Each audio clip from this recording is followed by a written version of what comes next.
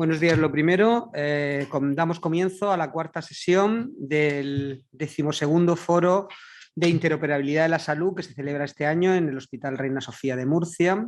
En primer lugar, quiero agradecer a las 6 la oportunidad que le ha dado al Servicio Murciano de Salud y a la región de Murcia de desarrollar este foro en nuestra ciudad como lo han hecho en otras ocasiones. El tema principal del foro es estrategias de normalización e interoperabilidad para los espacios de datos. Como todos ustedes saben, uno de los pilares para la digitalización de los servicios de salud y su transformación digital es la interoperabilidad. Interoperabilidad entendida como la capacidad de intercambio fluido y sin restricciones de información entre los distintos niveles o actores. Esto nos está permitiendo conseguir la continuidad asistencial en nuestros servicios de salud y salir de la situación de la que partíamos, en la que teníamos nichos de información tanto internos como con otros organismos. Pero para conseguir este ecosistema interoperable se necesita tener calidad en los datos que existen o que están incluidos en los sistemas de información, que hablemos el mismo lenguaje, conceptos, sintaxis, semántica, que tengamos que definir terminologías y ontologías y sobre todo dar a todos estos datos una gobernanza. La mesa de hoy se configura como un panel de expertos en el que queremos analizar las diferentes estrategias que tanto para la interoperabilidad como para la normalización de cara al espacio de datos tenemos. Contamos con 3 ponentes porque finalmente parece que el virtual no se ha conectado, con lo cual vamos a comenzar con el segundo ponente, que es don Carlos Tellería, del Instituto Aragonés de Ciencias de la Salud. Carlos es físico e ingeniero informático. Desde hace 25 años está implicado en el diseño y desarrollo de sistemas de información en el ámbito sanitario. Desde hace 5 años es el responsable de la plataforma Big Data Sanitaria de Aragón, BIGAM, espero haberlo dicho bien, en el Instituto Aragonés de Ciencias de la Salud, y además es profesor de lenguajes y sistemas informáticos en la Universidad de Zaragoza. Ha participado en distintos proyectos nacionales y europeos relacionados todos con el desarrollo del espacio de datos en salud. Le pedimos que nos aporte la visión desde un servicio de salud, en contraposición con la visión de un hospital, de un organismo regulador o del sector privado. Y sin más, le doy la palabra para que nos pueda hacer su exposición. Carlos, adelante. Buenos días a todos. Muchísimas gracias por la presentación. Gracias a las 6, a Carlos Gallego en particular por la invitación a venir aquí y a todos los que estáis asistiendo a este foro de interoperabilidad. Como comentaba en mi presentación, lo que voy a intentar dar es una visión desde la perspectiva que tenemos nosotros, como en el caso del Instituto Aragonés de Ciencias de la Salud, como organismo encargado del desarrollo de toda la parte de Big Data y enlace con espacios de datos. Me voy a quitar la mascarilla porque seguramente se me entenderá mejor. ¿Cuál es la visión desde un servicio de salud autonómico en este caso, de cómo hemos desarrollado, cómo hemos abordado el proyecto del Big Data enlazado con los espacios de datos, cuáles han sido algunos de los principales problemas y retos que nos hemos encontrado y cómo los hemos ido resolviendo, qué opciones hemos ido tomando y qué cosas están todavía sin resolver, ¿no? Lo primero es para qué y por qué creamos espacios de datos. Estamos dentro de este foro hablando de toda la parte de interoperabilidad para espacios de datos. Se está hablando a nivel nacional, a nivel europeo de espacios de datos. ¿De qué estamos hablando exactamente y para qué estamos hablando? Entonces, lo primero que hay que tener en cuenta es que todo el concepto de espacios de datos, no solo en sanidad, espacios de datos en general, a nivel europeo, a nivel nacional, encajan totalmente, y esto yo creo que es importante, porque hay veces que creemos que solo hay aspectos relacionados con avance en conocimiento científico o que hay conceptos relacionados incluso con la ética de la asistencia sanitaria. No, los espacios de datos nacen desde la estrategia de la economía del dato. ¿Vale? Por eso quienes principalmente suelen estar implicados tanto a nivel europeo como nacional en los espacios de datos suelen ser los ministerios de economía, que luego hablan con el resto de ministerios para ir desarrollando los distintos espacios de datos, en el caso nuestro con el Ministerio de Sanidad, ¿no? Pero lo importante en este caso es conseguir que todos los datos que tenemos encima de la mesa, procedentes de múltiples fuentes de información, sean capaces de generar riqueza, de generar valor. y poner en valor esa riqueza que tenemos con los datos y ponerlos en funcionamiento. En el caso de España, uno de los principales espacios de datos que se ha creado ya es el de turismo, porque el turismo es fundamental en la economía española. Y el siguiente pilar que se quiere poner en marcha es el de salud, porque se considera que España es una potencia en datos sanitario, en estructuración, en desarrollo tecnológico en sanidad. Y es lo que se quiere hacer, ¿no? A nivel europeo también está funcionando así. La otra razón por la que los espacios de datos están encima de la mesa en este momento es porque ahora se puede. Porque el desarrollo tecnológico, porque la necesidad, porque las posibilidades están encima de la mesa y hace tiempo no la estaban, no teníamos suficiente desarrollo o no había todavía suficiente sensibilidad sobre la necesidad de poner en común toda la información y todos los datos que tenemos y poder sacar realmente conocimiento, información y riqueza y valor de ello. En este momento la infraestructura permite y los espacios de datos nos van a permitir abordar problemas que antes eran inabordables y a un coste razonable, como por ejemplo puede ser el análisis de variaciones de práctica, variaciones clínicas, variaciones de pacientes entre regiones internamente, a nivel internacional. Problemas como enfermedades raras. Enfermedades raras es uno de los casos paradigmáticos en el tema de utilización de espacios de datos, porque cuando tenemos enfermedades raras, por naturaleza son enfermedades que se producen en un número muy pequeño de personas. O somos capaces de juntar información de muchos proveedores para conseguir una N suficientemente importante, o no tendremos valor con eso, no podremos sacar ninguna conclusión. ¿Vale? Y para el tema de adopción de políticas sanitarias globales, fijaros que uno de los impulsos fundamentales que ha habido en los últimos 2 años para el tema de la creación, en particular del espacio europeo de datos sanitarios, es precisamente que cuando nos llega la pandemia del COVID, la Comisión Europea y las agencias reguladoras europeas se dan cuenta de que no tienen capacidad para adoptar políticas sanitarias globales a nivel de Europa con la información que tienen. No tienen esa información a tiempo y en condiciones. La información que les llega desde los distintos países les llega de forma no homogénea y les llega con un retraso de 3-4 semanas. Y 3-4 semanas, en lo que hemos visto estos 2 años, es una eternidad. No se pueden tomar decisiones de esa manera. Entonces, la Comisión pone encima de la mesa un montón de proyectos, un montón de dinero para desarrollar estos proyectos que nos permitan tomar este tipo de decisiones. Vale. ¿Para qué utilizamos estos espacios? ¿Cuáles son los casos de uso que vamos a manejar en estos? Y esto es importante porque dependiendo de en qué línea estemos trabajando, dependiendo de qué necesidades tengamos, luego las soluciones tecnológicas o los estándares de los que venimos hablando durante toda la jornada y otros elementos dependerán de este tipo de condiciones. Utilizaremos los espacios de salud para el desarrollo de políticas sanitarias. ¿Vale? Estaba comentando hace un momento las necesidades que tenía la Comisión Europea en este sentido. Para la monitorización de la salud pública, fundamental. Se ha estado haciendo monitorización de salud pública ya desde hace mucho tiempo con distintas técnicas, pero de utilizar mecanismos tipo red centinela a utilizar análisis poblacional en tiempo real a partir de todos los datos que tenemos hay una diferencia sustancial. Es fundamental para los organismos reguladores. Una pena que no haya podido participar hoy el representante de la Agencia Española de Medicamento, pero la EMA, por ejemplo, está trabajando intensamente en espacios de datos porque es fundamental a la hora de tomar estas decisiones. En investigación biomédica, por supuesto, lo hemos venido hablando y lo seguiremos hablando, ¿no? La posibilidad de hacer investigación biomédica con datos de vida real, con un real world data. Monitorización de servicios, análisis de calidad, gestión, ya, es decir, más orientado a la parte más gerencial de los servicios de salud, sostenibilidad del sistema, etcétera, etcétera. Hay un montón de casos de uso donde los espacios de datos van a ser fundamentales. Bueno, y dentro de esta necesidad que hay, también yo creo que es importante, por lo menos, esta es una foto simplemente para darse cuenta de la complejidad del momento en el que estamos, ¿no? He puesto ahí un montón de elementos de los que están en este momento encima de la mesa de proyectos, iniciativas, redes a nivel nacional, a nivel europeo, que están dentro del mundo, dentro del ecosistema de los espacios de datos. Algunas de ellas, bastantes de ellas, ya se han venido comentando a lo largo de este foro. ¿Vale? Odyssey con OMOP, IDEN como infraestructura asociada a un proyecto IMI que está potenciando la utilización de OMOP a nivel europeo, teniendo en cuenta que OMOP procede de Estados Unidos, pero a nivel europeo no estaba muy desarrollado. IDEN está comprometido intensamente en eso. HL7, por supuesto, las redes de IOS, de Open Science, agencias o organismos estandarizadores como SNOMED, pero luego también otras iniciativas. Impact, hemos venido hablando ya bastante de ellas aquí, promovida por el Carlos III a nivel nacional, ¿no? Está el proyecto del Espacio Nacional de Datos de Salud con el Ministerio de Sanidad y el Ministerio de Economía, también conocido como el Data Lake Sanitario.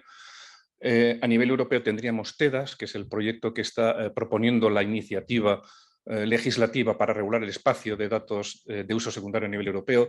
Gaia X, como una iniciativa en que participan fundamentalmente empresas privadas, pero también gobiernos, universidades, tratando de montar infraestructuras y soluciones tecnológicas para la compartición de datos, etcétera, etcétera. De un montón, y toda la parte genómica con Transbionet o con EGI, con Beyond 1 Million Genomes, etcétera. Hace un montón de iniciativas de las que ya se han venido hablando y otras que a lo mejor son un poco más novedosas, ¿no? Todo este es el ecosistema en el que estamos en este momento y es el ecosistema en el que tenemos que jugar.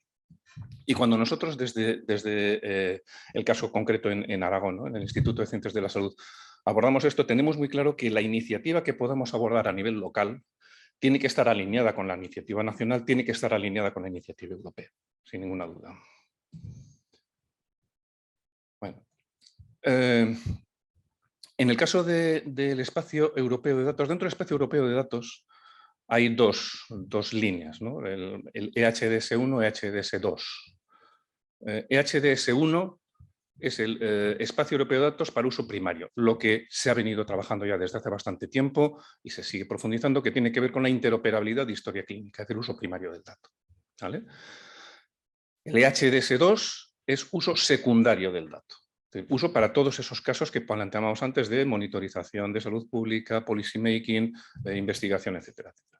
Y dentro de eso, pues un poco el modelo topológico al que se está yendo es este que tienes aquí más o menos representado. Es decir, se trata de que haya nodos a nivel nacional, fundamentalmente, que sean concentradores de información hacia una infraestructura europea que esencialmente va a ser federada,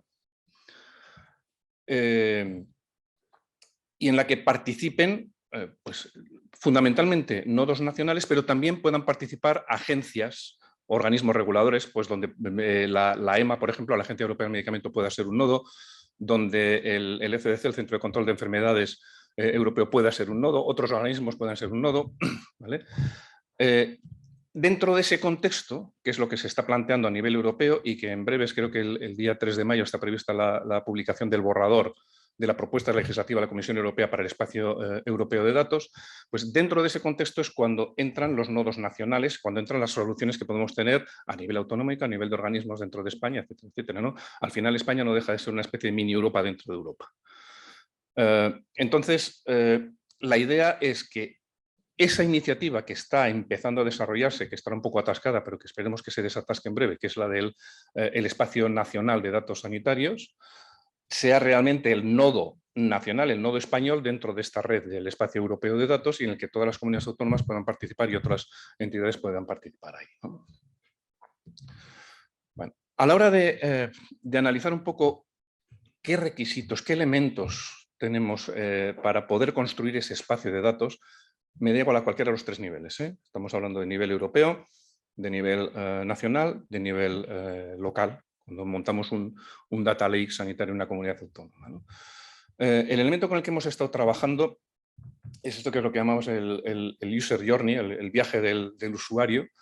Es decir, cuando planteamos cualquiera de los casos de uso que he mencionado al principio, hay una serie de puntos en los que el usuario interacciona con este ecosistema de datos, este espacio de datos. Cada una de esas interacciones va a exigir un servicio específico y habrá que montar una infraestructura que sea capaz de aportar ese servicio.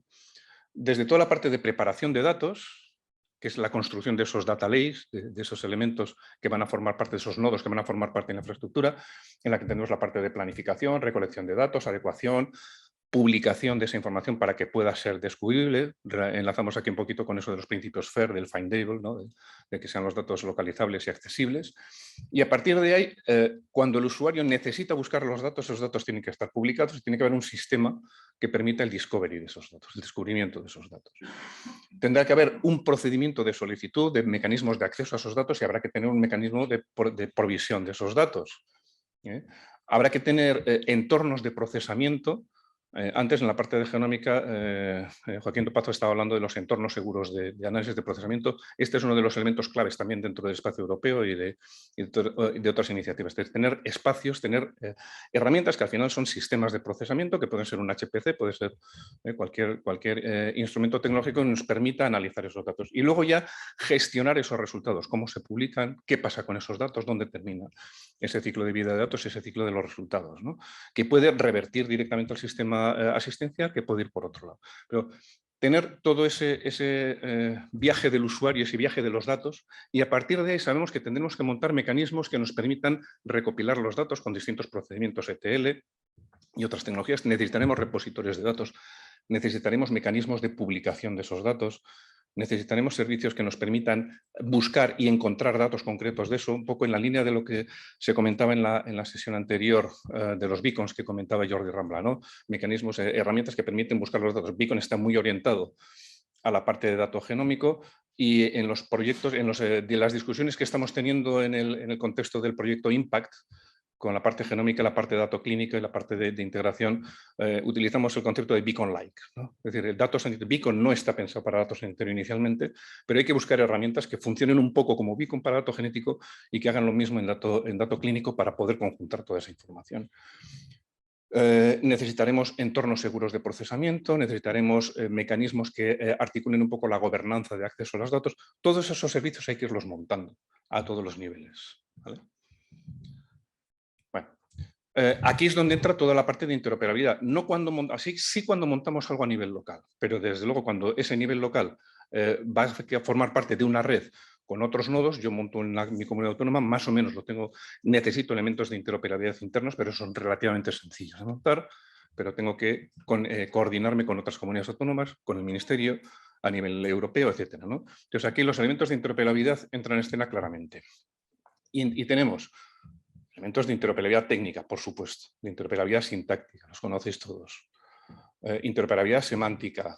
Dentro de interoperabilidad semántica, también con interoperabilidad sintáctica, toda la parte de procesos de integración ETL, toda la parte de terminologías, la parte de modelos comunes de datos, etcétera, etcétera, ¿vale? Interoperabilidad legal. Aquí ya empezamos a tocar temas un poco más complicados. Y interoperabilidad organizativa. Todos estos, esta es la pila de interoperabilidades, ¿no? Y normalmente la más complicada suele ser la última, casi siempre, ¿vale? De todos estos procesos, los dos primeros, la técnica y la sintáctica, yo los doy por amortizados. ¿Por qué? Porque los conocemos todos, los hemos trabajado desde hace mucho tiempo, hay 1000 soluciones y porque además, en general, las soluciones de interoperabilidad técnica y sintáctica son efímeras. ¿Vale? Es decir, sabemos qué es lo que tenemos que resolver, pero cuando hemos desarrollado una tecnología que nos permite integrar técnicamente y sintácticamente dos sistemas, al año ha salido una nueva tecnología, un nuevo modelo, una nueva cosa, y normalmente no hay mayor problema en ir evolucionando, ¿no? La parte de interoperabilidad semántica, legal y organizativa suelen ser más complicadas de gestionar y de hecho con la interoperabilidad semántica llevamos años hablando y todavía hay un montón de cosas que están sin terminar de resolver. Bueno, muchos de los temas que hemos tenido que abordar nosotros a nivel local y que todos hemos estado trabajando durante todos estos años, ¿no? Temas de terminologías unificadas. Un gran reto, ¿vale? Si hablamos de SNOMED, nadie dudará que SNOMED es una terminología de referencia. Y a pesar de eso, la implantación de SNOMED es bastante escasa, entonces porque es muy compleja de implementar, ¿vale? Cuando estamos hablando de cosas más sencillas de implementar, como CIE, todavía CIE 9 lo acabamos de matar hace muy poquito tiempo, si es que se ha matado del todo. CIE 10 tiene ya 10 años de existencia y ahora está recién puesto en muchos sitios. Ya se ha publicado CIE 11. CIE 11 no tendrá una vida extendida hasta dentro de 10 años, calculo yo, siguiendo un poquito la trayectoria de los últimos, ¿no? Bueno, ahí tenemos un problema y otros muchos que conocéis todos de sobra. Con el tema de modelos comunes de datos, hemos venido hablando ya a lo largo de la sesión de OMOP por aquí y por allá, de FHIR y de otros modelos, I2B2, CDISC, etc. Bueno, es fundamental trabajar con modelos comunes de datos, no tanto para estructurar la información, que también, pero la información más o menos la hemos tenido estructurada todo mucho tiempo. Que intercambiamos información entre distintos elementos, entre distintos nodos, es fundamental que tengamos todos el mismo modelo de datos, si no, esto no va a funcionar, ¿vale? Y luego problemas de calidad de datos, inconsistencias. Los datos que estamos sacando tienen un montón de problemas. Hay que articular mecanismos, sistemas basados en Machine Learning, basados en análisis semántico, basados en un montón de tecnologías para que la calidad del dato sea suficiente, ¿no? Para mí esto es importante. Estamos hablando, insisto, me estoy centrando en uso secundario del dato, no en uso primario. Tiene su interoperabilidad, tiene su recorrido. En uso secundario del dato, suelo decir siempre que el principal problema del uso secundario del dato es que es secundario. Y me explico. Es un dato que se ha recogido para otra cosa, que esa es la esencia del dato secundario, del uso secundario. Yo he recogido el dato para una finalidad y lo estoy usando para otra, ¿vale? Y eso supone que el interés que tienen los facultativos cuando están en la consulta clínica recogiendo información es la consulta, es la asistencia a un paciente concreto. Y ellos están pensando en eso y el médico conoce al paciente y sabe por qué está recogiendo esa información y cómo la está recogiendo. Nosotros luego estamos recogiendo toda esa información de todos los pacientes, de todos los facultativos, de todos los sistemas y estamos haciendo un uso distinto de esa información. Y eso hace que haya un montón de impedancias ahí y de gaps y de elementos que chirrían. Y por eso es necesario hacer un esfuerzo importante ya en esa primera fase para depurar esa información y hacerla consistente, ¿vale? Una de las posibilidades es normalizar todo en origen. Eso es muy costoso. Sería fantástico, ¿eh? Que todo en origen estuviese normalizado. Eso a nivel de un hospital pequeñito y tal, a lo mejor es más o menos conseguible, no lo sé. A nivel de un servicio regional de salud que tenía una trayectoria, una inercia de un montón de años, es realmente complicado, ¿vale? Otra opción posible, que es una opción en la que estamos trabajando nosotros, es utilizar precisamente todos los procedimientos de depuración del lago de datos para mejorar los sistemas originales y entrar en un circuito, ¿no? Yo recojo datos desnormalizados, aplico técnicas de normalización y una vez que tengo ya la información normalizada, entonces trabajo en normalizar las fuentes primarias, ¿vale? Y luego una idea importante que hasta ahora no había estado presente y que yo creo que es importante tenerla, y es que este pensamiento de que los datos al final van a ser utilizados masivamente para otras finalidades debería estar en el pensamiento de los que diseñan sistemas primarios, de los que diseñan sistemas de historia clínica, por ejemplo. Es decir, que no estén pensando solo en qué sistema se va a utilizar en la asistencia diaria, que es el principal objetivo, pero se pueden articular pequeños mecanismos técnicos que faciliten el que luego esa información pueda ser utilizada para uso secundario. Vale. Otra de las cuestiones importantes a la hora de diseñar estos sistemas y decidir qué tecnologías o qué estándares se utilizan. El análisis de los casos de uso, ¿vale? Muchas veces es más importante saber qué preguntas hacemos que cuáles son las respuestas técnicas que damos. Luego ya buscaremos la respuesta, pero hacer la pregunta correcta ayuda mucho a encontrar la solución correcta, ¿vale? En el caso de OMOP, de lo que hemos venido hablando durante todo el foro, desde nuestra experiencia, lo digo claramente, OMOP ¿es una solución? Sí. ¿Es un facilitador? Sí, es un facilitador espectacular a la hora de compartir información entre distintos nodos para un proyecto colaborativo, un proyecto federado, distribuido, como queráis. Pero no es a día de hoy la solución. ¿Por qué? Porque no cubre el 100% de las necesidades. ¿Vale? Por lo menos por la experiencia que tenemos nosotros y de algunos otros, hay por ahí artículos publicados en los que hacen comparativas entre modelos de datos y llegan a la conclusión de que a nivel general OMOP puede cubrir entre un 80 y un 90% de las necesidades de información. Habrá proyectos en los que cubre el 100%, hay proyectos en los que no, ¿vale? No es lo mismo estar pensando en un ensayo clínico, que yo voy a modelar una información de una determinada manera, que estar pensando en un estudio, por ejemplo, de policy making, de políticas sanitarias, ¿vale? El tipo de información que cojo es distinto y OMOP, que nace en un contexto de análisis clínicos farmacológicos y que va evolucionando, a día de hoy no cubre un montón de necesidades de información. Y nosotros, cuando hemos abordado algunos proyectos, nos hemos encontrado con que no había forma de encajar esa información que necesitábamos nosotros en un modelo OMOP, ¿vale? Y al final, bueno, pues o decides otro modelo personalizado o acabas metiéndolo en OMOP a martillazos con una guía de implementación que dice, aquí donde pone esto realmente interprétese qué es esto otro. ¿Vale? Entonces, bueno, tiene que crecer. ¿Algún día será el estándar global? Bueno, va creciendo, se van aportando un montón de elementos adicionales. Una de las ventajas que tiene OMOP precisamente es que hay una comunidad en Odyssey, el Odyssey Forum, con una actividad brutal en la que se van proponiendo soluciones, nuevas codificaciones, nuevos elementos, ¿vale? Y probablemente vayamos haciendo que cubra todas las necesidades. Probablemente, no lo sé, habrá que ver cómo evoluciona. Ahora, si yo tengo que abordar un proyecto de investigación colaborativo con unos cuantos socios, no tengo ninguna duda. OMOP hoy por hoy es la referencia. ¿Vale?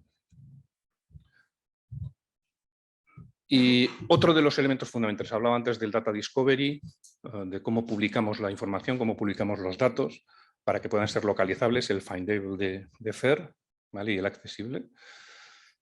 La apuesta por parte de la Comisión Europea dentro del espacio europeo es DICAT AP2, con una extensión Health. DICAT AP, o sea, DICAT es el estándar de publicación, de metadatación de datasets del W3C. La Comisión Europea saca DICAT AP como una adaptación de DICAT al contexto de las administraciones públicas en Europa.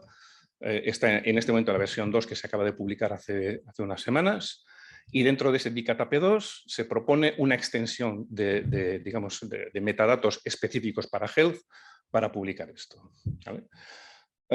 Bien, ¿cuál es el problema que vemos nosotros para esto? Que una cosa es publicar metadatos de un dataset collection, es decir, yo tengo en un repositorio un montón de datasets específicos, cada uno con unos metadatos que me identifican qué tipo de dato tiene, de dónde lo he sacado, en qué fecha, cuántos registros tengo, no sé qué, patatán.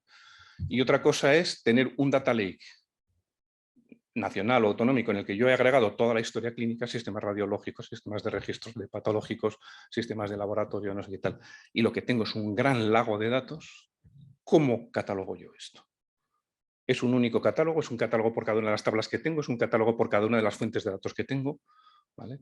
Esto en primer lugar. Y en segundo lugar, cuando estamos hablando de discovery de datos, de discoverability, igual que pasaba con Beacon en el caso de genómica, a mí no me basta con saber que tú tienes un dataset que tiene datos con este contenido.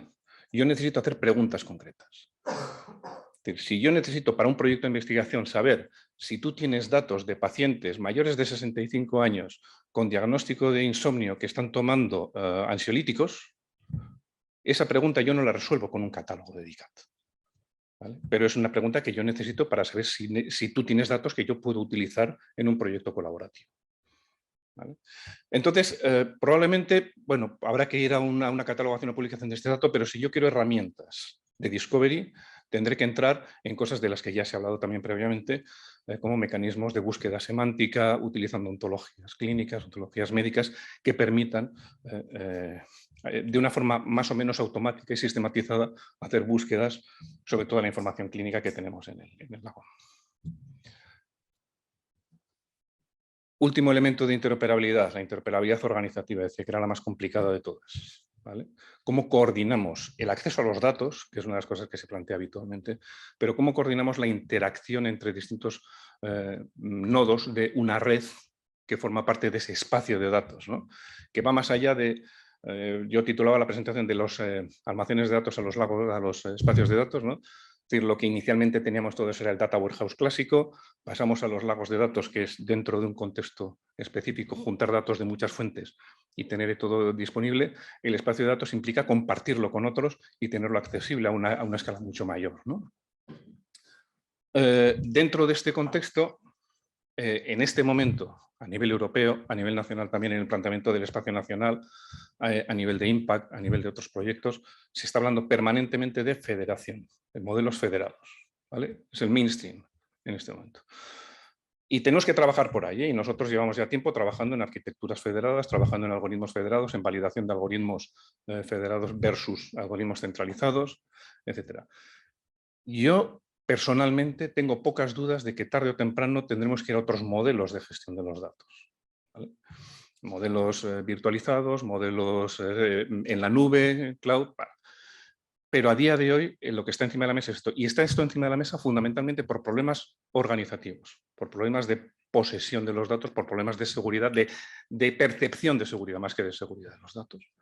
¿Vale? Bueno, es lo que tenemos encima de la mesa, es con lo que de momento tenemos que trabajar y mientras tanto veremos viendo cómo la tecnología y la filosofía y la cultura del dato va evolucionando en este sentido. ¿Vale? La interoperabilidad legal es la otra de los elementos críticos. Ayer se comentaba y se discutía un poquito en cuanto al tema de acceso a los datos por parte de investigadores que necesitan. ¿Vale? a nivel europeo, la Data Governance Act empieza a marcar un poco las rutas de cómo tiene que ser esto. La propuesta legislativa del EHD se concretará un poco más en el caso de datos sanitarios. Evidentemente, el marco de referencia sigue siendo el Reglamento General de Protección de Datos y, en el caso de España, la LOPD. ¿Vale? Uno de los principales problemas que hay en este momento en los proyectos europeos es precisamente la diferente interpretación que se hace del GDPR a nivel de los distintos países en Europa. Y una de las demandas permanentes a la Comisión Europea es que en la propuesta legislativa del Espacio Europeo de Datos normalice la forma de interpretar el GDPR a la hora de acceder a los datos sanitarios. En España, la LOPD, que es posterior al GDPR, y aunque no es una traslación, sí que de alguna forma apoya y complementa el GDPR, es bastante claro en este sentido, ¿eh? Es bastante claro y deja una puerta abierta que antes no existía para el uso de dato sanitario masivo. Y es, en concreto, la disposición adicional 17 de la LOPD, en la que especifica la legitimidad para utilización de datos sanitarios sin consentimiento de los pacientes, siempre y cuando se cumplan determinadas condiciones. Pseudonimización de los datos, separación técnica entre quien pseudonimiza y quien hace el análisis, revisión por parte de un comité de ético, compromiso de no reidentificación. Hay una serie de condiciones, pero cumpliendo esas condiciones se puede hacer perfectamente este trabajo, ¿vale?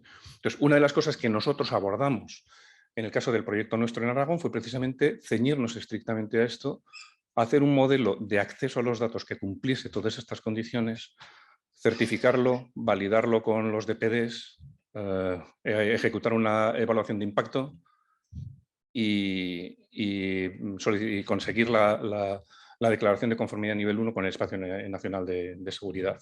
Y vamos a por el nivel 2. ¿Vale? Se puede hacer. Hay que montar una serie de cositas, pero se puede hacer.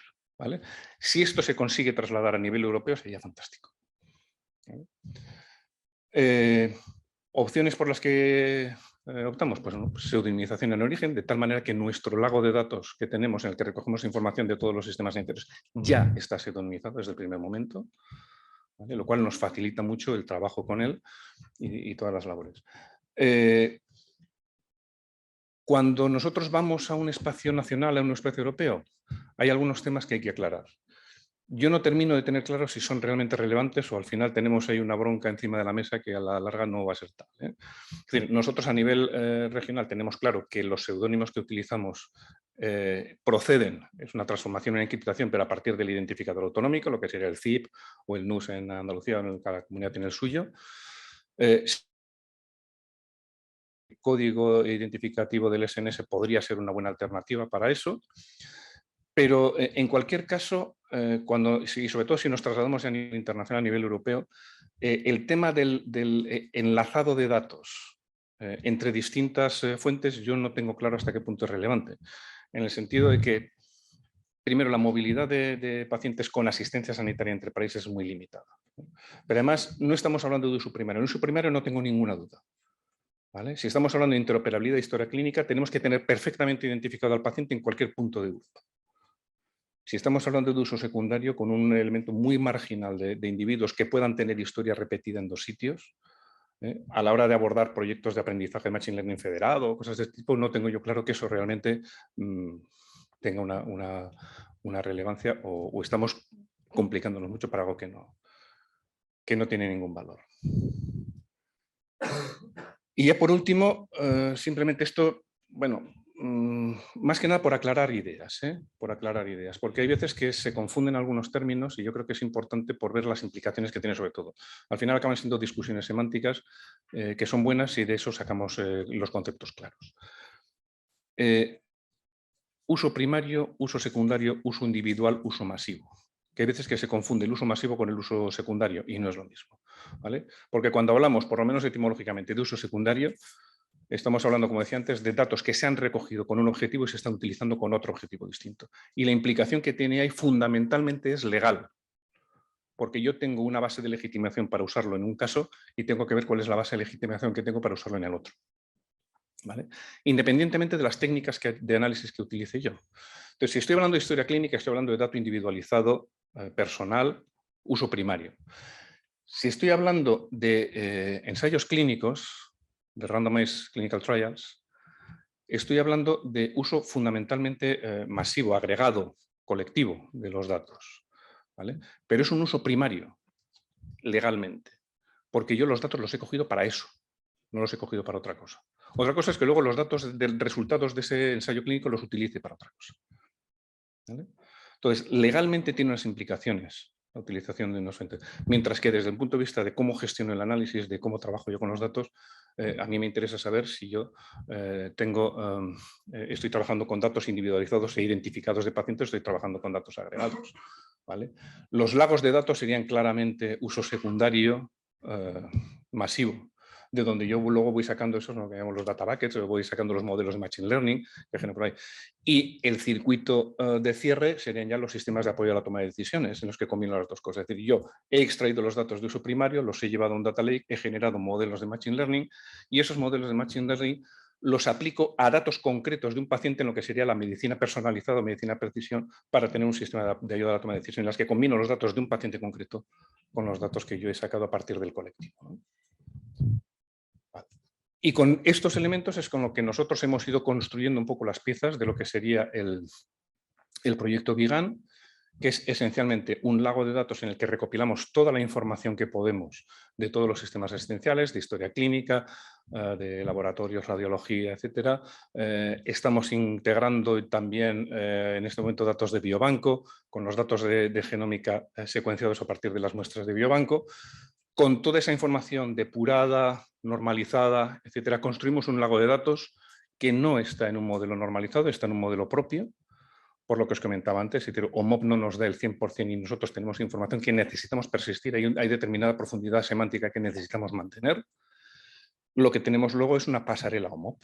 Es decir, yo a partir de ese lago de datos tengo una pasarela OMOP que me permite, o bien globalmente, o bien para casos de uso específicos, para proyectos de investigación específicos, yo extraigo los datos y los convierto automáticamente a un formato OMOP que puedo compartir dentro de un espacio de datos con otros socios, con otros participantes en el proyecto, ¿no? Y dentro de esto, tenéis Data Lake integrado sobre este modelo de datos homopizado, pero en un segundo paso, es decir, tenemos las dos patas, integrado con biobanco y genómica, y por filosofía nuestra y por definición, todo el stack de soluciones que tenemos montado nosotros, si alguno tiene interés ya le puedo comentar un poquito el detalle, pero vamos, está montado todo como open source, fundamentalmente porque, primero, por demostrar que con Open Source se puede montar esto. Segundo, porque con Open Source es muy fácilmente trasladable a otros entornos donde se quiera desarrollar. Mira, aquí tienes la solución. Y porque además, realmente, cuando estamos hablando de soluciones técnicas concretas, a mí me da igual que sea en Open Source o que no sea en Open Source. A mí lo que me interesa es qué funcionalidades está desarrollando cada una de las piezas. Con Open Source se puede hacer. Si alguien tiene otra pieza que le aporta un valor añadido, que la cambie, ¿vale? Lo importante es que de alguna forma todas las piezas encajen, ¿no? Y este es un poco el proyecto en el que hemos estado trabajando. Muchas gracias.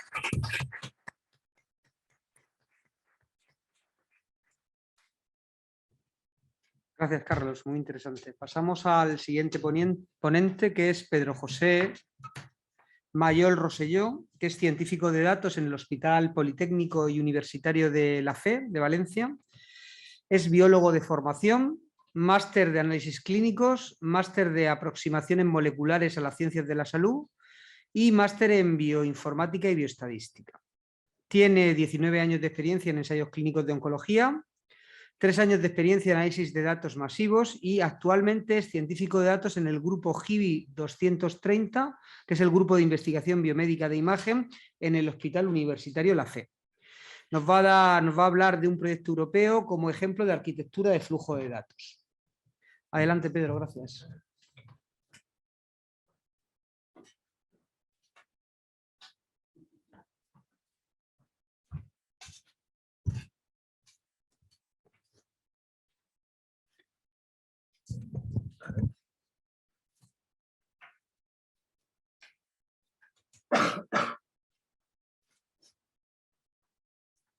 Bueno, pues, ¿se me oye bien? Sí.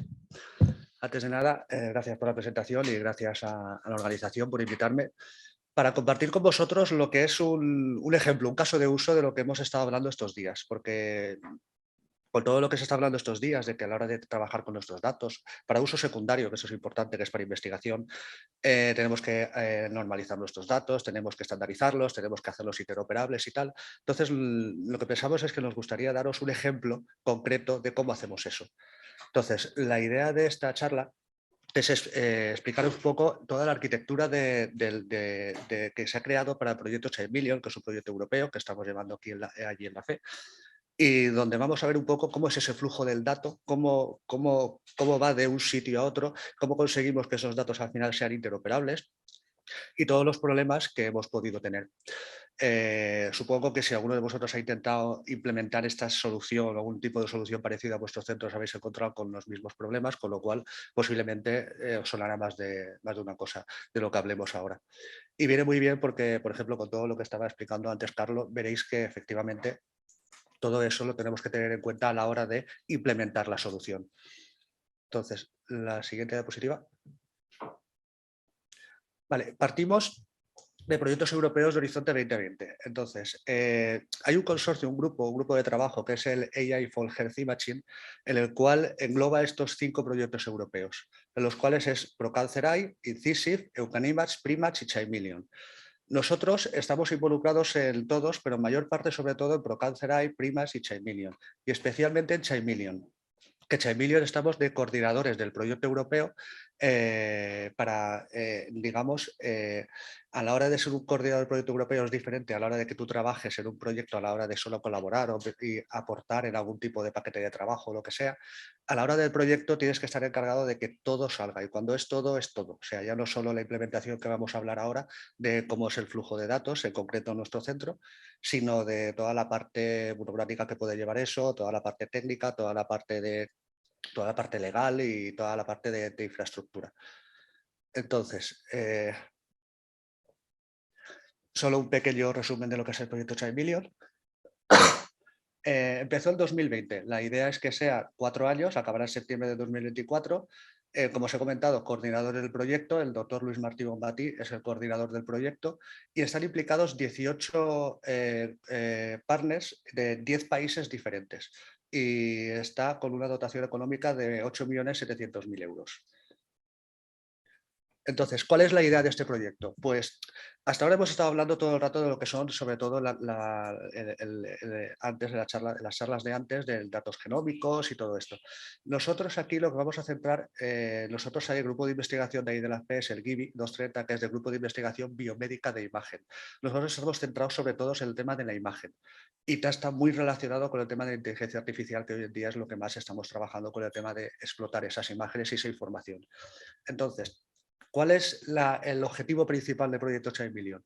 Crear un repositorio europeo de imágenes médicas con la información clínica asociada, pero no una información clínica asociada que podamos tener en el resto de sitios que podemos encontrar, repositorios en abierto, donde básicamente es una información clínica para hacer cortes de datos y para saber un poco de qué tipo de imágenes nos estamos encontrando. En este caso, la información clínica que queremos asociar a las imágenes es toda la información clínica que tenga el paciente, desde su diagnóstico, desde todos los problemas previos que haya podido tener, antecedentes médicos, tipos de diagnóstico, tipo de pruebas de diagnóstico y además todos los tratamientos que haya podido tener el paciente, desde sus cirugías, sus tratamientos de quimioterapia, cualquier tipo de radioterapia, etcétera. Y posteriormente su seguimiento de la enfermedad para ver un poco la supervivencia global, supervivencia libre de progresión, etcétera. ¿Por qué queremos también tener esa cantidad de datos clínicos? Por el tema de que queremos crear un repositorio europeo de esa imagen médica y esa información clínica asociada para que la gente pueda entrenar y validar sus modelos de inteligencia artificial. Entonces necesitamos toda esa información clínica asociada que esté toda disponible. La idea es que esos modelos luego posteriormente puedan ayudar en la toma de decisiones del tratamiento de estas enfermedades, desde detección de diagnóstico hasta pronósticos, hasta selección de tratamientos, etc. Entonces, la idea de este repositorio es albergar unos 40.000 casos, que eso más o menos será como 20 millones de imágenes. Y después tenerlo, en este caso es un repositorio centralizado e interoperable. ¿Por qué hacerlo centralizado? Porque ahora todo se tiende más a hacerlo sobre todo hacerlo federado por el tema de protección de datos y todo esto. Está previsto que, sobre todo, conforme se vaya finalizando el proyecto, hacer una aproximación a ver cómo sería hacerlo federado. Pero aquí tenemos un hándicap y es el tema de, a la hora de entrenar y validar los modelos de inteligencia artificial, tener que tener en cuenta que necesitamos un gran poder de procesamiento de lo que es el servicio. ¿Qué es lo que pasa? Si eso lo dejamos pendiente de los centros donde están los datos, posiblemente tenemos problemas, porque a lo mejor no tienen esa capacidad. Necesitamos una estructura común donde puedan entrenarlos. Se habla también en estos casos de modelos mixtos, donde los datos, lo que es el dato en sí, está en el centro, pero a la hora de hacer ese entrenamiento y esa validación, pues se habla de una plataforma donde se pueden, digamos, hacer ahí todo ese procesamiento de información. En este caso, el término en este caso es centralizado y la idea es que sea interoperable. Interoperable inicialmente con otros repositorios europeos, como el BIM-AI o incluso el resto de proyectos europeos que hemos comentado. Y luego, aparte, lo importante que tiene este repositorio es que, bueno, ley de protección de datos, un control de acceso totalmente estricto y un control de acceso por el tema de los criterios éticos y legales, por supuesto, pero también un control de acceso y un control de todas las modificaciones que se van a hacer de todos los datos en ese espacio. O sea, tenemos una trazabilidad donde tenemos una versionalidad de todos los grupos de datos que tenemos, la gente que ha accedido a ellos, con qué, cuando ha hecho o ha entrenado un modelo, con qué grupo exactamente lo ha entrenado, qué grupo de datos, y qué versión de ese dataset, porque muchas veces este repositorio es activo, o sea, conforme se vaya actualizando información se van a ir dando. Una de las cosas que veremos ahora, que también se ha hablado, es de esto no es un modelo estático en el sentido de que subo los datos y a partir de ahí los tenemos. Esto la idea es que se vayan nutriendo cada vez más.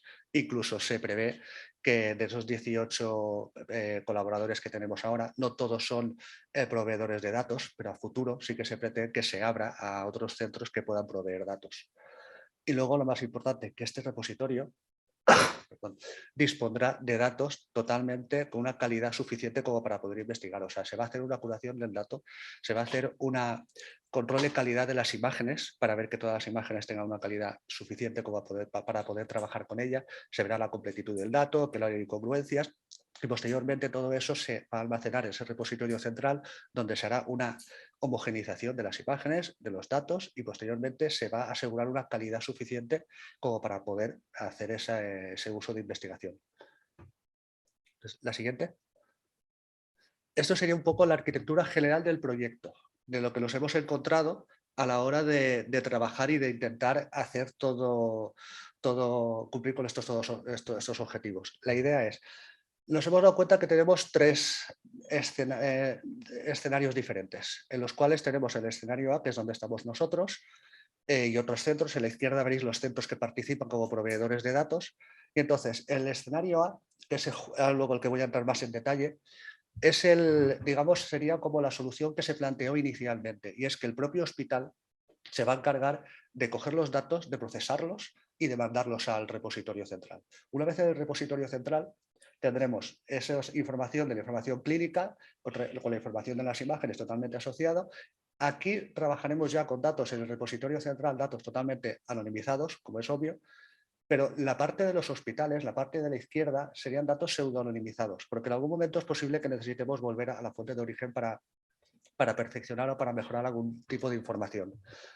Entonces, una vez los investigadores, lo que es en la parte naranja, en el repositorio central, cuando el investigador quiera hacer su entrenamiento de su modelo, irá a ese repositorio central, sacará su dataset, su conjunto de datos específico para su modelo, para entrenarlo, y entrenará y validará su modelo.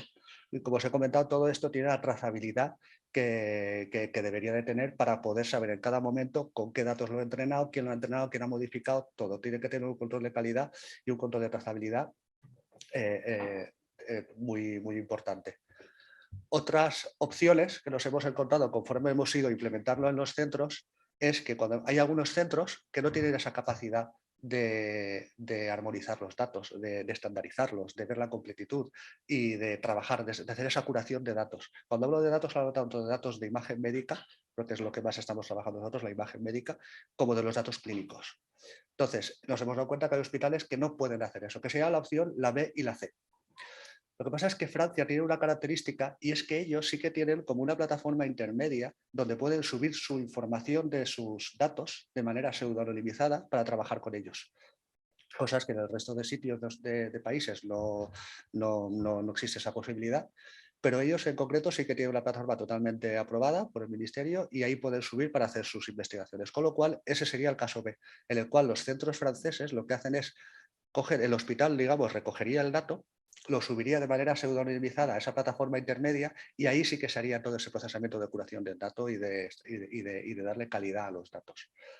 La opción C, que es dos hospitales que nos hemos encontrado, donde no tienen la opción del hospital de hacer esa curación de los datos y además no tienen la opción de esa plataforma intermedia que tiene los centros franceses. Entonces, lo que hacen aquí es trabajar con su universidad. Esos hospitales tienen una universidad asociada. Entonces, lo que al final se pactó con ellos es que los datos los coge el hospital, se los va a ceder a la universidad y en la universidad sí que se va a hacer todo ese proceso de curación del dato, de las imágenes y de todo. Y posteriormente todo esto de manera anonimizada irá a la plataforma central. Entonces ahora lo que voy a hacer es explicar un poco cómo lo hacemos nosotros, que sería el caso A. Cómo hacemos un caso de uso real de cómo vamos a pasar toda esta información. Esto sería el esquema. Entonces, en la parte de la izquierda, la parte de naranja, lo que podemos ver es, eso sería el hospital, o sea, lo que conocemos como los datos del mundo real, Real World Data. Ahí tenemos todos los servicios del hospital que están generando toda la información a diario de todos los pacientes que vienen a todos los diferentes servicios. Servicio de laboratorio, de anatomía patológica, el RIS, que sería para radiología, pero en este caso en el RIS aquí estaríamos hablando de lo que son los informes y las citas y todo esto. O sea, la parte de la izquierda, todo el dato ahí está en dato en abierto. Ahí está todo con información sensible del paciente. ¿Qué es lo que hace nuestro centro? Nuestro centro lo que tiene es un data warehouse, un entorno de investigación, donde lo que hace es cada día, mediante una ETL, va a esas fuentes de información de origen y las pseudonimiza y los almacena en estos BIs, que son Business Intelligence, donde ahí lo que vamos a tener es una copia diaria de toda la información que se está generando en el hospital de manera pseudonimizada. Tenemos lo mismo, imaginaros este mismo dibujo en azul, pero totalmente anonimizado. Tenemos como dos entornos de investigación, anonimizado y pseudonimizado. A nosotros ahora nos interesa pseudonimizado porque, como veréis después, posiblemente nos interese revertir el dato en algún momento. Entonces, ¿qué es lo que conseguimos así? Tenemos un entorno seguro de investigación donde cada día, mediante esa ETL, tenemos la información clínica, que eso es importante resaltar, información clínica en un formato, inicialmente los BIs no es un formato estándar, lo tenemos en un formato del centro donde lo que tenemos es una copia pseudo-anonimizada del dato. Posteriormente hay otro grupo de trabajo en el hospital que se está encargando de hacer una ETL, ataca esos BIs, hace una ETL y lo que va a hacer es una extracción de esa información y lo va a sacar a un formato estandarizado, en este caso OMOP. Esto lo hacemos en el hospital. En el hospital ese grupo se encarga de coger todos los datos del centro y estandarizarlos en un formato OMOP. A nosotros lo que es el proyecto nos viene genial porque de hecho nosotros en el proyecto también se acordó usar el formato OMOP como modelo de datos común para trabajar en el proyecto. Con lo cual simplemente lo que tenemos que hacer es hacer un script, una query a esa base de datos OMOP y sacamos ahí la corte de pacientes que queremos investigar. Se me ha olvidado decirlo antes, pero el proyecto Chaimino está centrado para pacientes con cáncer de próstata, de mama, de pulmón y colorectal. Entonces, ¿qué es lo que hacemos en este caso? Cogemos toda la información, hacemos esa llamada a esa base de datos OMOP y sacamos la información clínica de esos pacientes. Y posteriormente irá a esa parte gris que está dentro de la parte azul, que esto sería el repositorio local del centro. La parte verde sería el repositorio central, que es lo que os he comentado antes. Para la parte verde la información ya saldrá totalmente anonimizada y ese repositorio central, que es el repositorio de Chaimillion, donde se almacenará los datos clínicos, los datos de imagen y, como os he comentado antes, la gente ahí podrá entrenar sus modelos de inteligencia artificial y podrá validarlos. Entonces, volvemos a la parte... No, seguimos con la de antes. Ahí. Seguimos en la parte azul. Entonces, la cuestión es, ¿qué es lo que hacemos nosotros? Como os he comentado, hacemos una llamada a esa base de datos OMOP, sacamos los datos de clínicos que queremos y lo almacenamos en esta primera parte gris donde tenemos ahí la información clínica de todo el hospital en un formato OMOP. Y esto es importante. Nosotros aquí lo que vamos a hacer es, porque efectivamente el proyecto se ha elegido OMOP, pero OMOP no nos sirve para toda la información que vamos a querer almacenar. Tenemos bastantes deficiencias, sobre todo por el tema de la información de oncología, que lo que vamos a hacer aquí, que eso es lo bueno de OMOP, que son las extensiones, coger la extensión de oncología, que está bastante desarrollada, y aplicarla a nuestros datos que vamos a sacar de la base de datos OMOP, que inicialmente no tiene extensiones, la del hospital. Entonces nosotros la enriquecemos con esa extensión de oncología.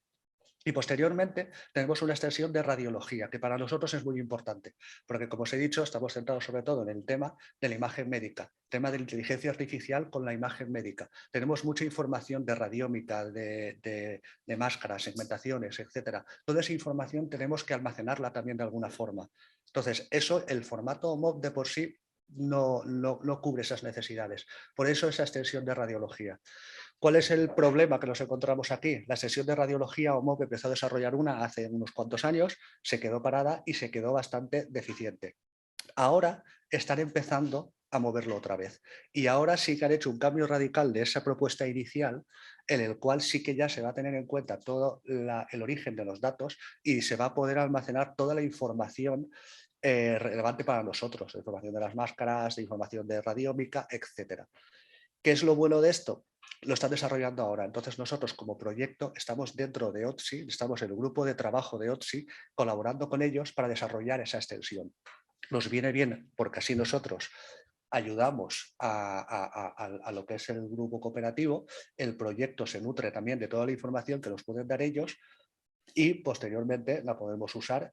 El problema que vemos ahí es que se está empezando a desarrollar ahora y este proyecto tiene una validez de 4 años, entonces estamos tanteando una situación intermedia en la cual aprovechamos toda la idea inicial que estamos desarrollando en el grupo de trabajo de OTSI y luego aplicarlo aquí en función a nuestras necesidades, porque lo ideal sería acabar a la vez, pero se está empezando a desarrollar ahora.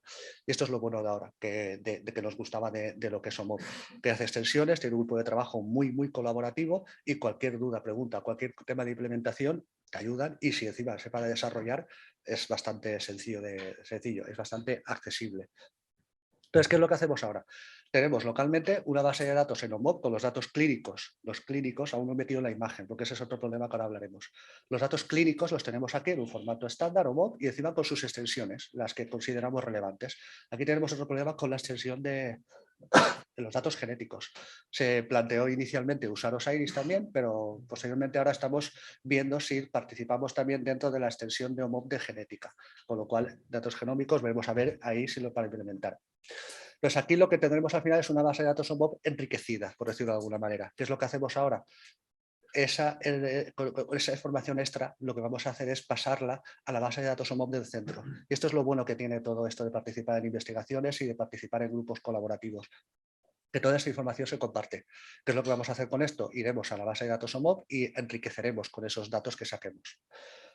Ahora viene la parte más complicada, que es la imagen médica. Os he comentado que los datos clínicos sí que los estamos sacando a diario, se hace una copia diaria de manera pseudonimizada. ¿Qué pasa con las imágenes? Las imágenes tenemos un problema que todo el mundo ya podéis imaginar. Pesan mucho.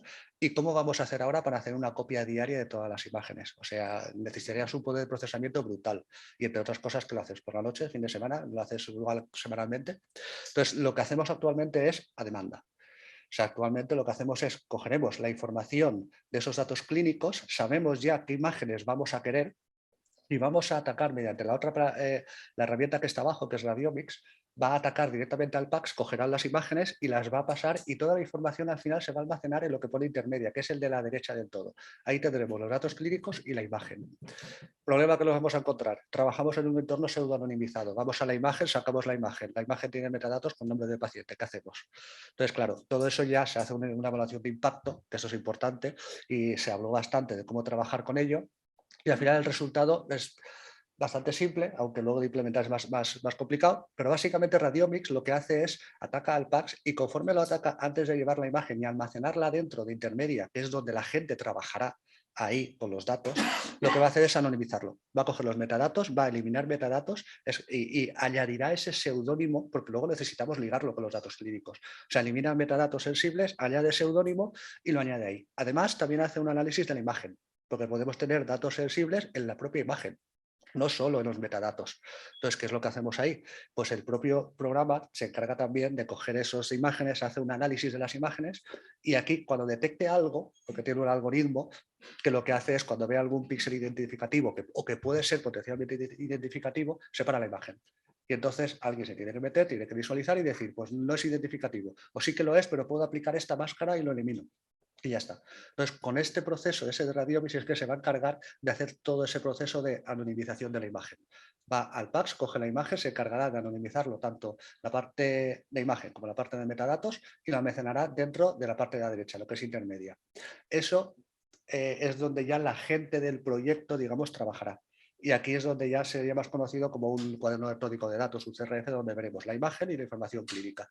Y aquí lo que se va a encargar de hacer el resto de personal es ver la información clínica, la completitud. Tenemos toda la información. Tener en cuenta que estamos haciendo una extracción automática de los datos. En el CRF se puede alimentar manual también, pero claro, si vamos a sacar 20.000 pacientes, esto se puede hacer eterno. Entonces, aquí la idea es ver qué datos faltan y los datos que falten no hacerlos manualmente, sino ver cómo podemos enriquecer esas ETLs para sacar esa información. Y posteriormente, cuando hagamos otro volcado, ya tendremos esa información en el cuaderno. Las imágenes, hará un control de calidad ahí para ver que efectivamente tiene la calidad mínima. Cuando ya tenemos ese control de calidad de los datos, ya se anonimizará todo ese batch de información y ya se mandará fuera. Entonces, este es un poco el proyecto. A día de hoy estamos justo haciendo el caso de uso, el concepto de prueba de carga a la base de datos, al repositorio central. O sea, ya hemos conseguido hacer todo lo que es la parte azul, ya está toda conseguida, funciona bien. Estamos mejorando ETLs, porque nos hemos dado cuenta que efectivamente ahora vamos aquí, estamos trabajando en pacientes de oncología y un dato muy común suele ser el ECOG. Tú ahora vas a una historia clínica y no tienes ese valor, es un valor que no aparece y como mucho te aparece en el curso evolutivo del médico cuando va a la consulta, en el curso evolutivo te puede poner ese dato y no lo pone como tal, además.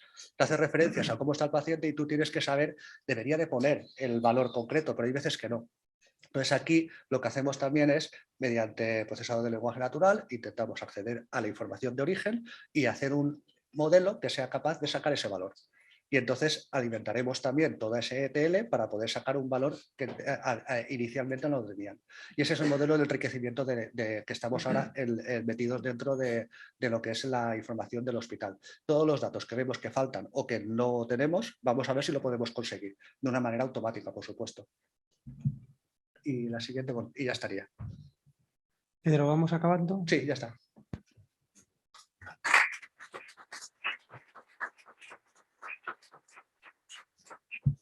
Bueno, a continuación y por último, el tercer ponente, Juan Carlos Sánchez Rosado, que es el líder de la industria salud en IBM para España, Portugal, Grecia e Israel. Es máster en Ingeniería Industrial y posgrado en Dirección de Empresas por el IES. Es un líder experimentado con amplia experiencia en la industria de servicios de tecnología de la información. Ha trabajado en diversas multinacionales líderes, IBM, PwC, Accenture en diferentes países y lo que nos va a aportar es la visión de la industria. ¿Qué aporta la tecnología en el ámbito de un espacio de datos sanitario federal? Adelante, Juan Carlos. Muy bien, gracias Manuel y gracias a las 6 por darme la oportunidad y a todos vosotros por aguantarnos hasta este momento. A ver, yo lo que vengo a contaros es toda esta complejidad, digamos, este reto que tenéis y que han estado planteando los anteriores ponentes, y me ha gustado mucho las presentaciones anteriores porque son, digamos, planteamientos muy aterrizados.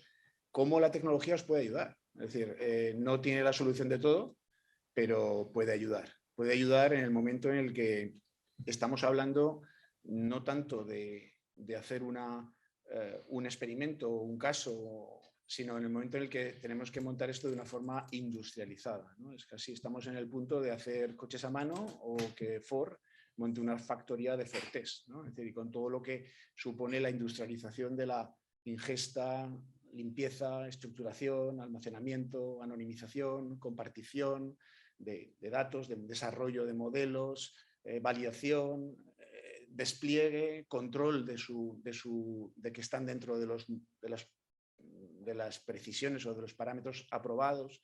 Todo esto es un reto enorme, ¿eh? Y sin tecnologías o herramientas es difícil plantearlo. Entonces, si pasamos... ¿Pasamos a la siguiente slide? ¿O? Está en ello. Vale, estupendo.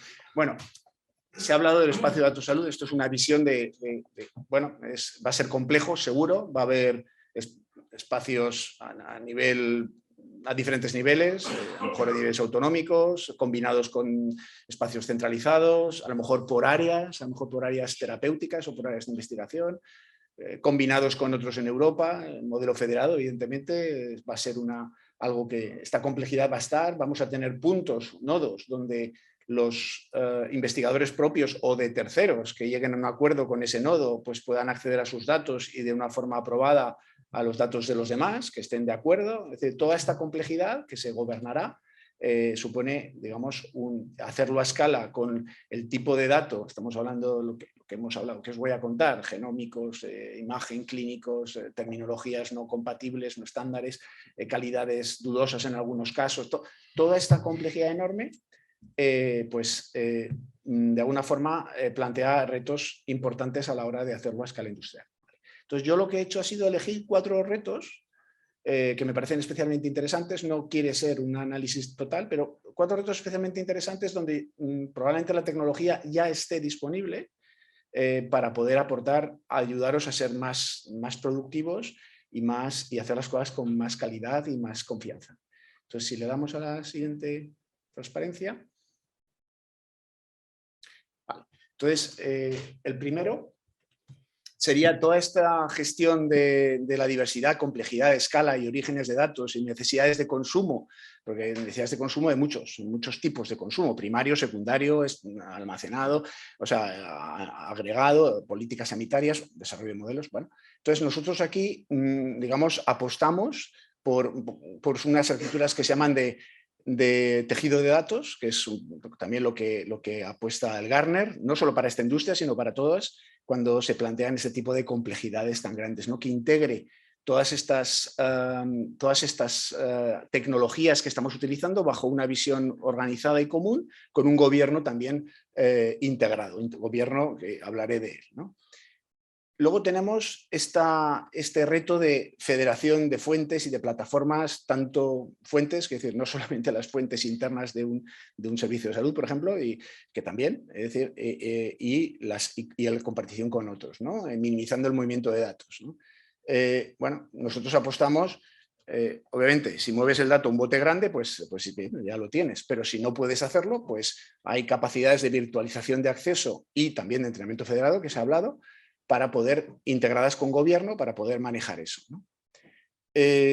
Toda la parte de requerimientos éticos y regulatorios, aparte del cumplimiento de RGPD, que habría que hablar bastante, que creo que va a tener bastante desarrollo, ¿no? Lo que es pseudonimización, lo que es de identificación, los niveles de riesgo de reidentificación, todo esto la Agencia Española de Protección de Datos insiste mucho. Yo creo que hay camino, vamos a tener más camino de requerimientos para asegurar todo esto. La otra parte, que a mí me parece que yo pienso que a veces es como el gran elefante en la habitación, es el cumplimiento del Reglamento Europeo de Productos Sanitarios, ¿no? Los algoritmos, están hablando de algoritmos aplicados a la prevención de la salud, al diagnóstico, al tratamiento, etcétera. Estos están dentro del reglamento y por tanto le aplican todas digamos, todos los cumplimientos de calidad, de regulación, de control, etcétera, que no son pequeños, dependiendo del riesgo, y esto es algo que vamos a tener que vivir con ello, si queremos utilizar esos algoritmos. Hagámoslos nosotros o los hagan un tercero y los compremos, pero en función de la responsabilidad vamos a tener que manejar eso a escala. A escala quiere decir que si yo tengo 1000 algoritmos en el Hospital de la Fe, por decir uno, funcionando al mismo tiempo, pues los 1000 algoritmos tienen que estar controlados en tiempo real.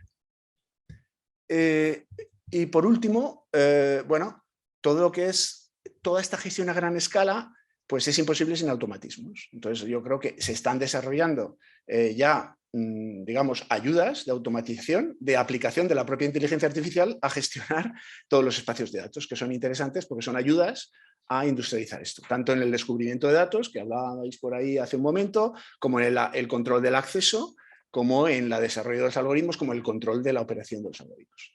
Si le damos... ¿Qué tal voy? Ya me he enrollado mucho. Bueno, iré más rápido. ¿Le dais, por favor?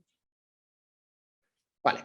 El primer punto que a nosotros nos parece que es clave es poner control o organizar el dato. ¿no? Y esto yo creo que todo lo entiende. Es decir, del caos del dato, de dónde están mis datos, de qué calidad son, quién los ha manipulado, quién tiene acceso, quién no, qué quiere decir este concepto, a un modelo gobernado donde tenga claro no solamente qué nomenclaturas y qué aspectos son, cómo definir el dato, sino también todos los procesos de calidad que han pasado a la hora de hacer transformaciones y los controles de consumo por los diferentes usuarios, ¿no? Esto bajo un catálogo único de datos y de activos que voy generando, que pueden ser pues, modelos, digamos, o otros activos de tablas específicas para su posterior uso, ¿no? Que yo pueda tener controlado. Entonces, esto para nosotros es una de las cosas que la tecnología ya aporta, digamos, estas capacidades de integrar todo. Y cuando hablo de esto es, por ejemplo, no solamente las entidades que tú puedas tener localmente, sino que puedes acceder a las entidades a través de la virtualización, a entidades fuera conjuntamente. El siguiente punto también es poner orden ya no solamente a los datos, sino también a las herramientas. Es decir, esta disparidad de herramientas que estamos utilizando hoy en día, pues para transformación, para almacenamiento, para consumo, para visualización, para lo que sea, nos genera mucha improductividad, yo creo. Es decir, porque tienen diferentes versiones, a veces no son compatibles, tengo que manejar todo esto. Entonces, nosotros, igual, de nuevo aquí aplicando el concepto de Data Fabric, es intentar armonizar esto, ¿no? Es decir, no es cuestión de sustituirlo todo, es cuestión de armonizar bajo una visión más integral, ¿no? Y que ayuda, que básicamente da productividad y ayuda pues, a que hagamos las cosas de una forma más eficiente. Siguiente, por favor. O sea, cuando oigáis de Data Fabric es un concepto de moda en el mundo de los datos, ¿no? Supongo que lo habréis hablado. Bueno, pues hay de alguna forma mucho, un poco por hablar también de mi película, hay mucho interés en algunas compañías como la mía en orientar todo lo que hacemos a ese concepto de Data Fabric. Y eso creo que eso es un valor porque vemos que nuestros clientes en todas las industrias pues nos lo piden, ¿no? Lo necesitan, ¿no?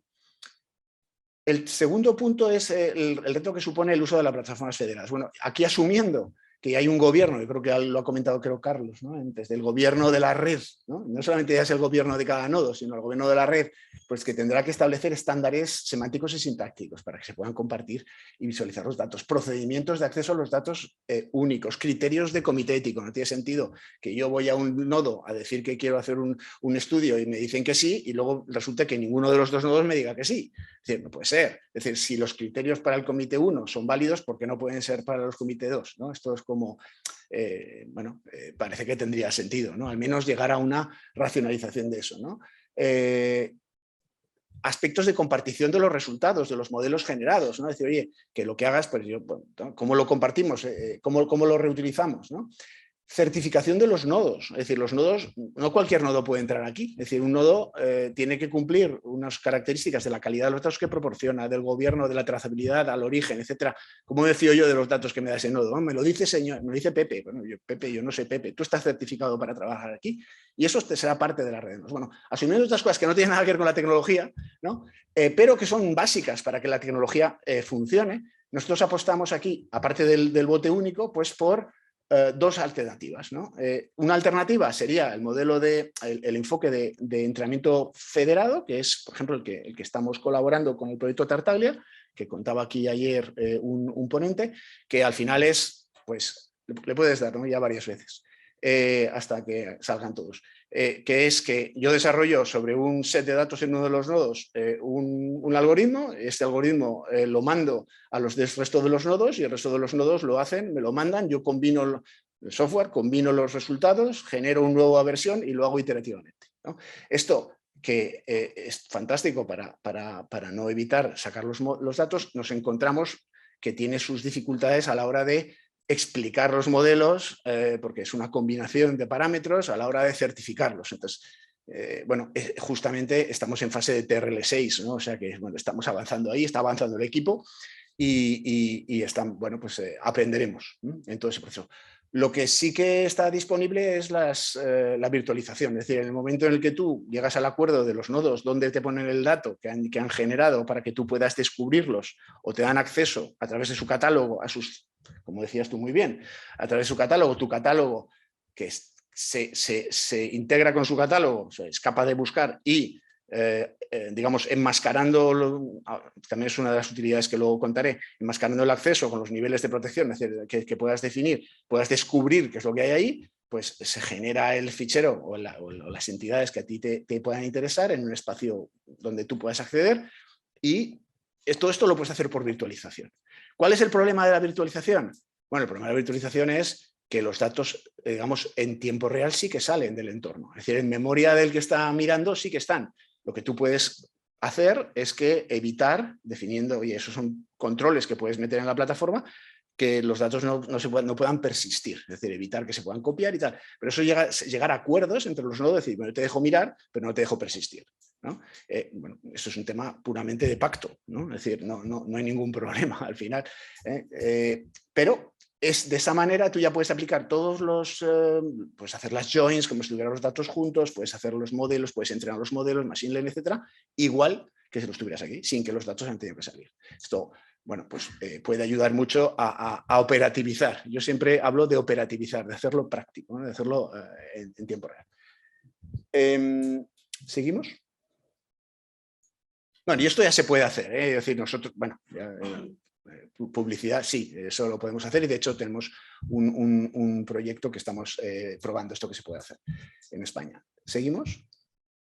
Vale, el tema del cumplimiento regulatorio, la explicabilidad de las decisiones. Aquí, bueno, esto es un ejemplo de pues, un modelo de riesgo que, pues, en este caso, la precisión da baja, pero podría dar la alta, y explica cuáles son las 8 variables que han tenido impacto en el modelo, cuáles han valorado positivamente y cuáles negativamente, ¿no? Entonces, tú tener la capacidad a un facultativo de decirle que este modelo ha dado este valor por estas variables son las que han tenido en cuenta, y cómo pues le da al facultativo mucha tranquilidad de que, vale, ahora entiendo cómo tú has llegado a decir que este paciente tiene un riesgo alto o bajo de no sé qué, y lo has triado de una manera o de otra, ¿vale?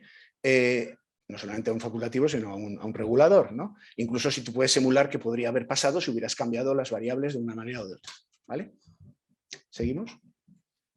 Pero no solamente la explicabilidad, sino el control, pues, del sesgo, de la precisión, de todos los parámetros que queráis en tiempo real, ¿no? Y eso ahí te puede, pues, con semafóricos, que te diga este modelo que está aquí tiene un problema, que sale de los parámetros que están establecidos. El de abajo lo que explica es en el tiempo todas las llamadas que se ha hecho al modelo, cómo han reaccionado y cuáles están dentro o bajo del nivel en este caso, de sesgo por edad que está permitido, etcétera. Todos estos automatismos que en el fondo lo que están aplicando, en el fondo todo se basa mucho en comparar las poblaciones con las que se entrenó los modelos con la población concreta que se está haciendo ahora mismo, la persona concreta de las características, y cuando ve desviaciones significativas, etcétera, está generando este tipo de alarmas, ¿no? Entonces, a nosotros nos parece que este tipo de automatismos son fundamentales a la hora de realmente implantar y operar este tipo de soluciones. ¿Le damos? Bueno, hemos visto automatismos de descubrimiento de datos, AutoSQL con virtualización, automatismos de desarrollo de modelos que pueden ayudar a hacer modelos y generar los cuadernos sobre Jupyter Notebooks, etcétera, sobre Python, automáticamente para ser modificados después por el analista de datos, por el científico de datos, autocatalogación, que son herramientas para poder identificar entidades interesantes y anotarlas ya, es decir, esto yo creo que es un dato de no sé qué, de este término, pues tal, lo he encontrado y ya te lo pongo, y auto-privacy, que es para poder permitir el acceso, el consumo de estos datos a usuarios, pues enmascarar de forma dinámica unos datos a otros en función de las reglas que en el gobierno hayas definido, ¿vale? Bueno, entonces si seguimos. Vale, y ahora un minuto de publicidad, nada más. Bueno, efectivamente, esto os he contado, lo que os he ido contando son cosas que nosotros hemos incorporado en nuestra plataforma unificada, que nos hemos basado, pues, en esos conceptos de Data Fabric, ¿vale? Entonces, diferentes soluciones integradas para coleccionar, organizar, analizar, distribuir, etcétera, con un gobierno unificado, y una experiencia de usuario unificada. Es decir, ahí está todo lo que conoceríais anterior de herramientas de IBM para esto, están unificadas bajo esta plataforma con un nuevo look and feel, integradas con nuevas funcionalidades y desplegadas sobre contenedores, ¿vale? Que puedan desplegarse, pues, en on-prem o en cualquier nube, ¿vale? En cualquier nube de las que queréis utilizar, o en vuestras aplicaciones, en vuestros CPDs. Sigamos. una cosa se ha hablado de software libre y somos conscientes, nosotros lo que hacemos es integrar las herramientas de software libre más populares en nuestra plataforma, que puedan ser utilizadas ahí también. Entonces y le damos soporte empresarial. Entonces esto es interesante. Tenemos pues Cloudera, Mongo, bueno, pues las R, etcétera. Todo ese tipo de soluciones lo que están utilizables y con soporte al mismo tiempo dentro de la plataforma, dentro de la utilidad Postgre, etcétera, para que puedan ser utilizadas, ¿vale? Por último, claro, y esto es un poco como nosotros vemos ya a nivel funcional, las diferentes coberturas de un modelo. Eso es un modelo de referencia al final, de ingesta, persistencia, consumo, el data lake, los datos relacionales donde ya están dispuestos para ser analizados, las diferentes utilidades de dashboard, de simulación, de capacidades de gestión del ciclo de vida de algoritmos, como hemos hablado, ¿no? De desarrollo, explotación, puesta en producción, control, etcétera, optimizaciones, modelos de optimización y un gobierno unificado con los automatismos puestos donde ayudan, ¿no? Esto es bueno. Esta es un poco nuestra visión de cómo traducimos todo esto a este entorno, ¿no? Donde, bueno, obviamente hay que alojar las terminologías, los modelos de datos, terminologías, etcétera. Los modelos terminológicos, etcétera, como parte del soporte que necesitas para hacer todas estas ingesta y transformación, ¿vale? Y ya no sé si ha acabado en tiempo, creo que sí. Muy bien, has acabado muy bien. Muchísimas gracias. Nada, vosotros. A pesar de que el tiempo finalmente se nos ha echado encima y lo hemos cumplido exactamente, yo creo que han sido tan interesantes las tres ponencias que hemos tenido que vamos a dar la posibilidad de hacer 2 o 3 preguntas por parte de los asistentes para resolver alguna de las dudas o hacer algunas de las aportaciones a estas ponencias. Por ahí tenemos 2 cuestiones, al menos. 3. Sí, hola, muy rápido y muchísimas gracias porque ha sido verdaderamente una mesa interesante. Muchas gracias. Yo quería hacer una pregunta relacionada con los datos primarios y concretamente con la historia clínica electrónica como fuente fundamental de esos datos primarios, aunque como muy bien habíais dicho otras. Y me gustaría saber cómo se está actuando en lo que es la auditoría sistemática de la calidad de los datos primarios en la comunidad que corresponda y a nivel nacional. Gracias. Si tenéis información al respecto.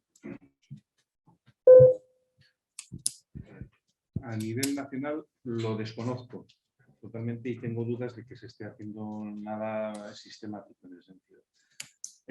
A nivel autonómico, yo creo que cada comunidad autónoma tiene sus mecanismos propios. Te puedo contar un poquito lo que tenemos nosotros en Aragón, que tampoco es un procedimiento de auditoría sistemática, ¿eh? Y en nuestro caso es muy dependiente del análisis secundario. Nosotros con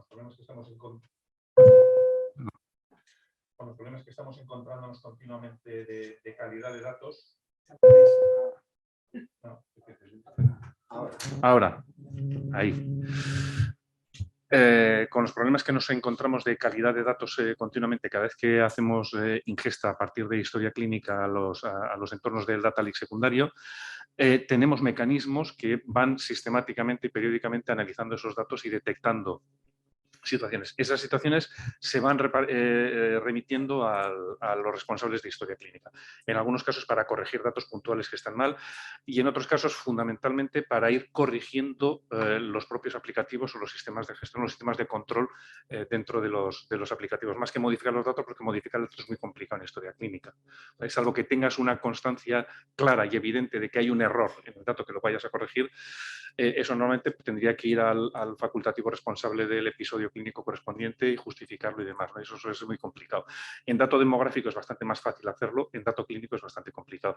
Pero el ir detectando errores sistemáticos en los sistemas de historia clínica que permitan modificar los aplicativos para introducir controles, reglas o mecanismos que mejoren la calidad del dato. Eso es lo que tenemos nosotros. Si quieres, yo lo que he visto hacer en un cliente es, una vez en el proceso de ingesta, se crea un registro, digamos, longitudinal de paciente único dentro de lo que sería el repositorio analítico. Ahí por ejemplo, ellos lo hacían para descubrir historias duplicadas, ¿no? Que es que en vez de, parece que a veces los facultativos en vez de tirar de la historia anterior quieren una nueva. Entonces, como lo querían tener bien en origen por efectos también de asistenciales, el proceso de ingesta detectaba las estas, las unificaba y se la devolvía al GIS con un proceso de vuelta, con una alarma para que el facultativo último pues modificara y pusiera los datos en la anterior, ¿no? Y de esa forma es un proceso de feedback automatizado a partir de los criterios de calidad y de aplicados, ¿no?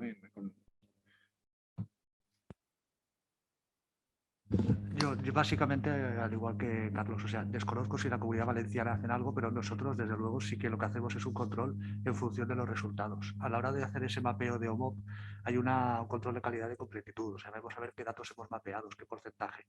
Y posteriormente, cuando lo estás analizando, es cuando te das cuenta a veces de esas incongruencias que a veces encuentras. Y entonces, pues, lo que comentaba Carlos, tiras a la fuente de origen a ver dónde está el problema. Si el problema está en la historia clínica que se ha escrito mal, ahí tenemos el problema, porque tiene toda la burocracia que tienes que hacer para que eso lo puedan modificar. Si es un dato que se ha extraído de esta historia clínica y es un dato como secundario, como una especie de agregación del dato, eso es más fácil. Porque hay veces que tú sacas tus propias tablas como de estadística o de lo que sea para hacer tu propio estudio y entonces ahí es más fácil modificar. Pero básicamente es un poco a demanda lo que nos encontramos. Si es sistematizado, no desconozco. Pasamos a la siguiente pregunta. Hola, una pregunta para Carlos. Has comentado que en la fase de diseño el uso secundario del dato hay que tenerlo en cuenta. Ahora que en el Sistema Nacional de Salud se va a invertir tanto dinero en la construcción de data lake sanitario, tanto a nivel regional como nacional, ¿significa esto que podríamos encontrarnos que necesitamos un data lake para decisión clínica, otro para gestión, otro para investigación? Porque hablamos mucho de los estándares, pero de las finalidades pues se quedan un poco esperando a ver cómo los vamos a usar. Es que no. Por varias razones. A ver, sí que es cierto que las necesidades de información no son exactamente las mismas, pero conseguir un superconjunto de datos que contemple todos los distintos casos de uso, yo creo que es posible. En nuestro caso, hasta ahora no hemos tenido mayores problemas en ese sentido. Y lo que sí que es muy importante es que el dato sea único, independientemente de la conclusión o del estudio concreto que vayas a hacer, ¿no? Entonces yo entiendo que debe haber un único espacio de datos con una única fuente de datos que cubra todas las necesidades. Lo que sí es cierto, cuando yo hablaba de que hay que tenerlo en cuenta desde el principio, es que hay determinados elementos que complican mucho la gestión del uso secundario a partir del dato primario, porque el dato primario no está pensado para eso, ¿vale? Y pensar un poco en el uso secundario facilita todos esos procesos. Fijaros, por poner simplemente un ejemplo muy, muy tonto y muy sencillo, pero el hecho de que todos los sistemas primarios de información, historia clínica y relacionados, tengan en sus modelos de datos y en sus modelos de proceso contemplado siempre un campo timestamp de última modificación de un dato, solo eso facilita el trabajo tremendamente. Y como eso, un montón de cosas más.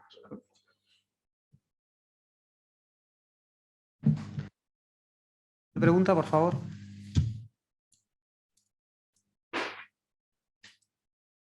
Hola, ¿qué tal? Yo tenía una pregunta para Pedro porque tengo un poco de carencia por el mundo de la imagen digital.